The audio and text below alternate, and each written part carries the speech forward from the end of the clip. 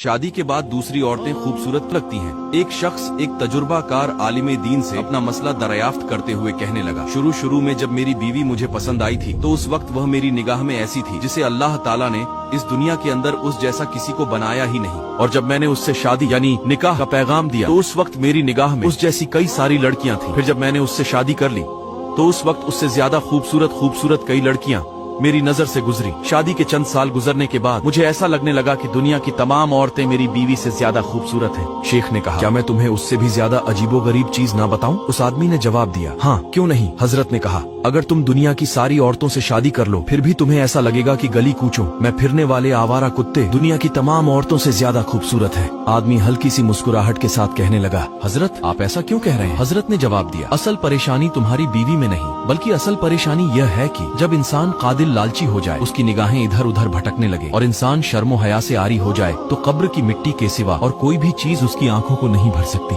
सुनो, तुम्हारी परेशानी यह है कि तुम निगाहें नीची नहीं रख सकते। क्या तुम अपनी बीवी को दोबारा दुनिया की सबसे ज्यादा खूबसूरत औरत बनाना चाहते हो? उस आदमी ने जवाब दिया, जी हाँ। हजरत ने कहा, फिर तुम अपनी निगाहें नीची रखो। अल्लाह हम सबको हमारी नफ्स को काबू में रखने की तौफीक दे। आमीन। कमेंट में आमीन जरूर लिखें।